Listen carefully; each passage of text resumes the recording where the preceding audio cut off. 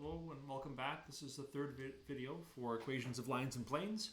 And inside this video we're going to describe several new topics, including another form that we can use to describe a line called the point normal form of a line.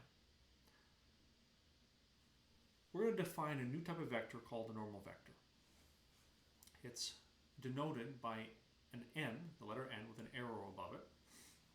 And this normal vector is perpendicular, or 90 degrees, to a particular line. To define a line, all that we will need is such a vector, so a vector that's perpendicular to the line, and any point on the line. And that will be sufficient for defining the line, at least in 2D.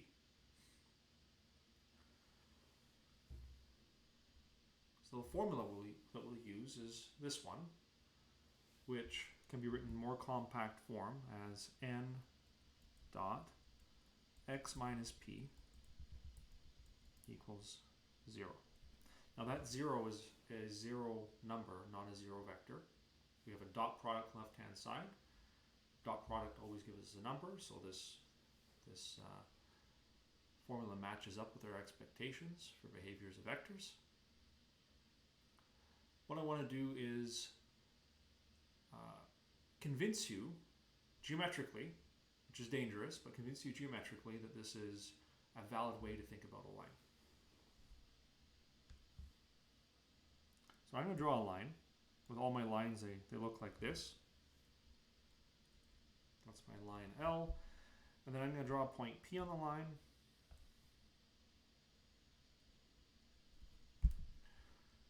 Whose components are given by the coordinate, whose coordinates are given by the components of P, vector P, and then N, the normal vector. Actually, before that, I'm going to label an XY coordinate on the line. And then I'm going to put in the normal vector N. And I'll draw it here.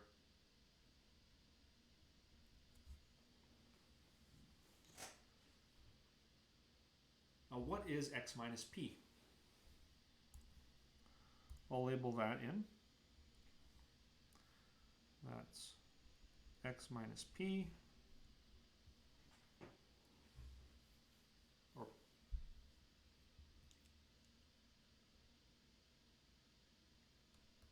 I have to draw the arrow the other way, I guess. From p to the point x. So let's convince ourselves that this formula actually works. X is a point on the line. X, comma y. P is a point on the line, P1, P2. When we subtract them, we create a vector. It should be a direction vector for the line if both of those things are points. This is a direction vector.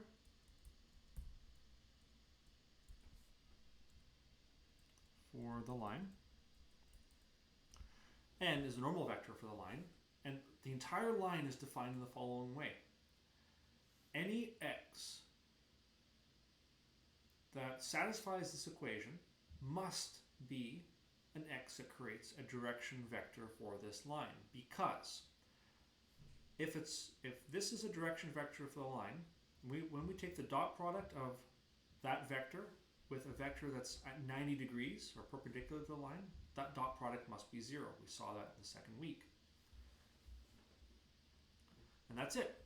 That's the whole thing. That's the geometric understanding of why does this define a line. It's the collection of all coordinates, all xy coordinates, that make this equation true. Any xy coordinate that makes this equation true must be on the line.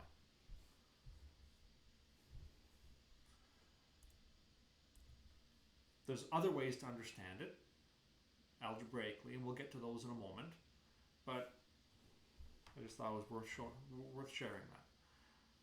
Let's put this in action. Write an equation in point normal form for the line that goes through the point 2, 3 with normal vector 1, negative 2. So our format is n dot x minus p equals 0.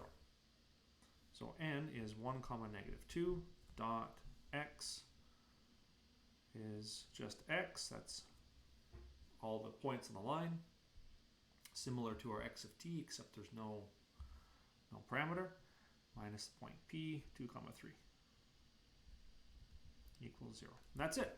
That's all there is. That's all we do.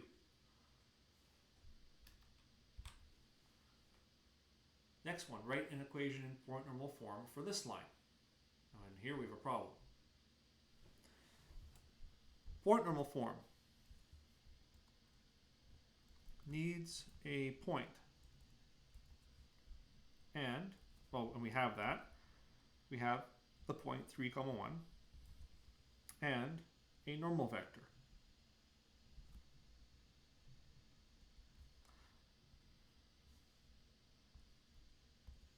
But we don't have a normal vector. We have point parallel form.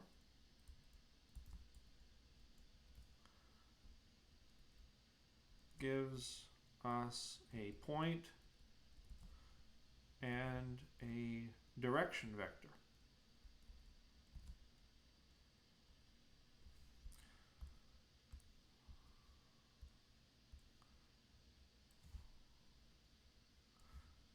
Okay.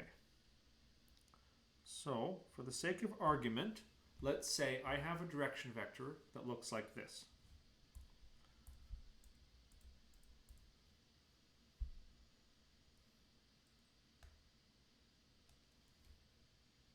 Let's not even do sake of argument. Let's just draw that direction vector, 7 comma 2. 1, 6, 7, 7.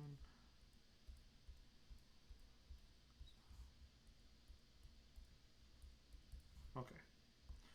So the direction vector is 7 comma 2, 1, 2, 3, 4, 5, 6, 7, comma 2 up here. So here is my direction vector v.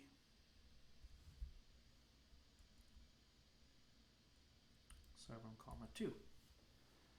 So I need something that's 90 degrees to that.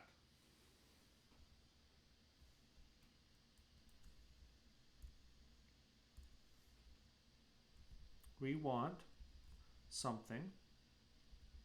We want not something. We want a vector that is orthogonal or normal or perpendicular.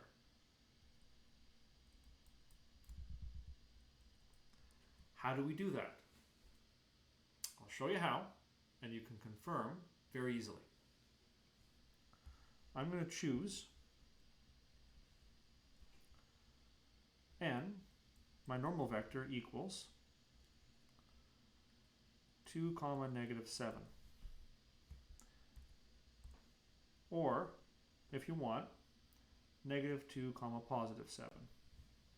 Or any multiple of either of those. So multiply either of those by 2, by 3, by 4, by negative 8. They will all work. Let me show you why. And then I'm going to show you why, and then I'm going to erase it. Because anyone who's trying to read the note later will not be able to make sense of the little calculation that's in this bubble. So let's choose the first one. Let's do 2 comma negative 7 dot 2 comma negative 7 dot 7 comma 2. We get 14 minus 14 is equal to 0. If the dot product between two vectors is 0, it means that those vectors are at 90 degrees to each other. So we just showed that 2 comma negative 7 is orthogonal to 7 comma 2. Let's check the other one, negative 2 comma positive 7.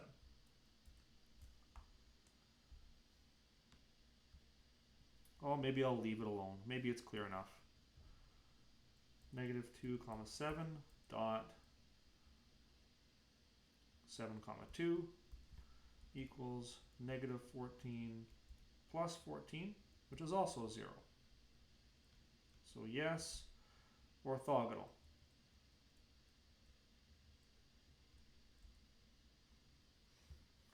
I'm going to draw one of them, or I'm going to try. I'll draw the green one, 2 comma negative 7. I lied. I'm going to draw the orange one. 1, 2, positive 7, up here. And even with my horrible picture, it looks like it's at 90 degrees. So I'm going to take the liberty of adding in the 90-degree symbol. Okay. So we have our normal vector, n. We have our point, P. We can combine them. Thus,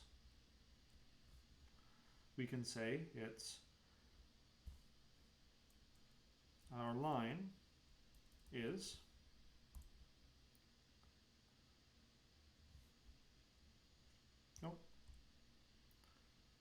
n dot x minus p equals 0, and then sub in what our n vector is. I'm going to choose the one in orange, negative 2 comma 7. You can choose the one in green. You'll get an equivalent formulation of the line. Negative 2 comma 7 dot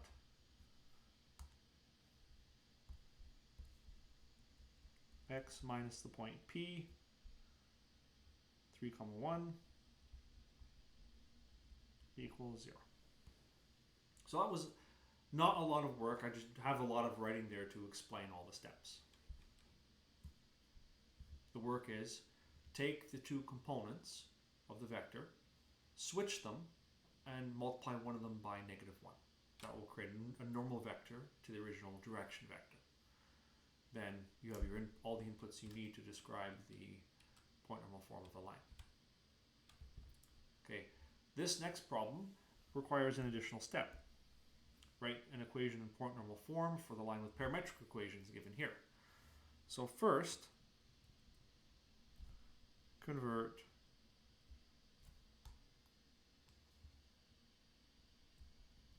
to point parallel.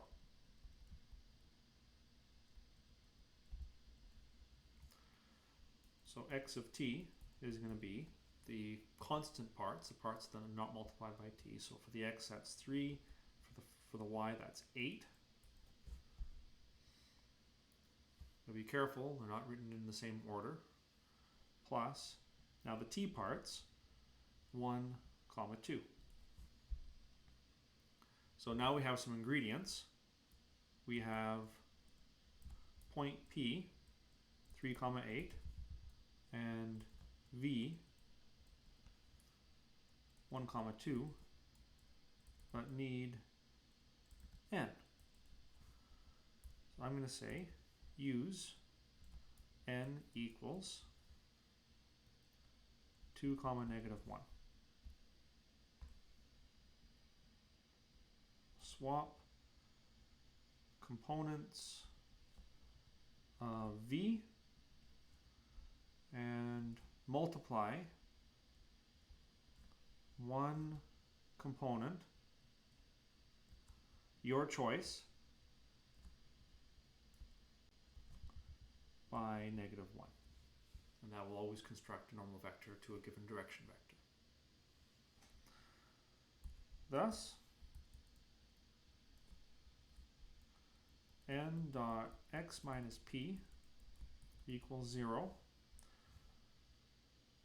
with we can use that n 2 comma negative 1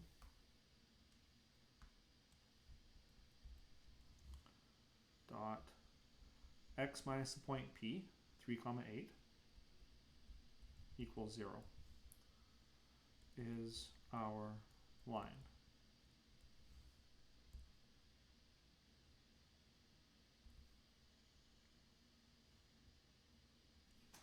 So the steps were make sure that you have the direction vector, which is going to require converting the parametric into point parallel.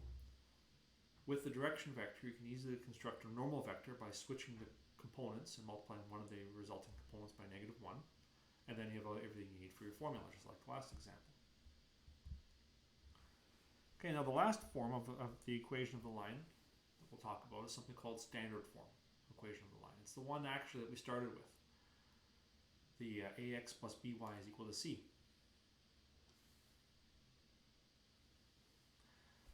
the way that we'll construct it is we'll go back from point normal form. But for point normal form, we have the normal vector for the line, so a vector that's perpendicular to the line. We have a point on the line, which we'll call P. Then what we can do is we can take that dot product, n dot x minus p, and expand it out. That calculation is shown here. You can go through on your own if you want. We take a dot product, it's component by component. So n1, n2 dot xy is n1x plus n2y. Then also, I should have prefaced that by saying we can distribute the dot product, n dot x minus p, into n dot x minus n dot p. And maybe that's worth writing down up above.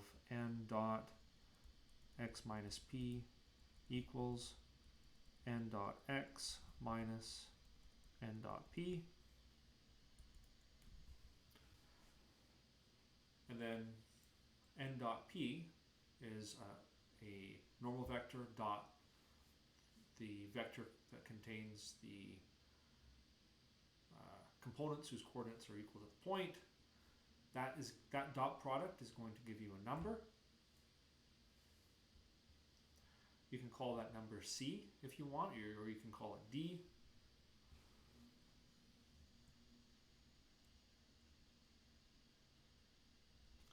Bring it over to the right hand side, so add it to both sides. That minus sign in front will go away. On the left hand side, you'll have the negative of that plus itself. On the right hand side, you'll just have the positive of that. So you'll end with n1x plus n2y equals a number, equals a constant, equals C.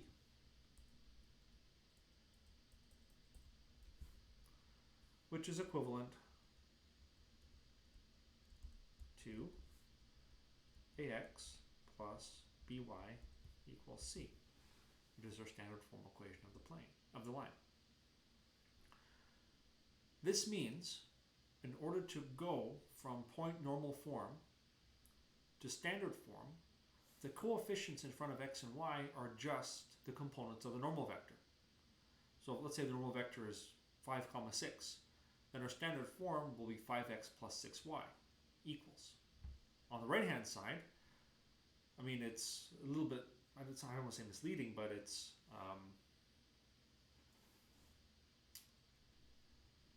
missing the point, but helpful anyway, to say that the constant c on the right hand side is always going to be given by the dot product between the normal vector and any point that's on the line. And I really should say any normal vector n and any point on the line, as long as that any normal vector n is the same normal vector n that you're using for a and b.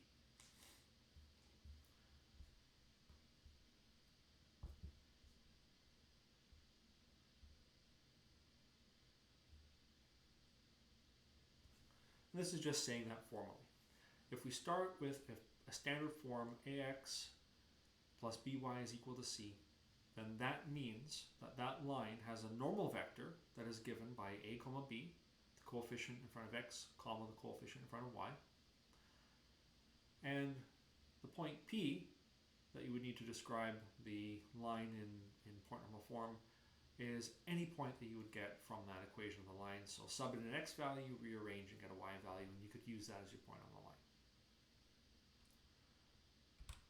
We'll continue using this expression in the next video.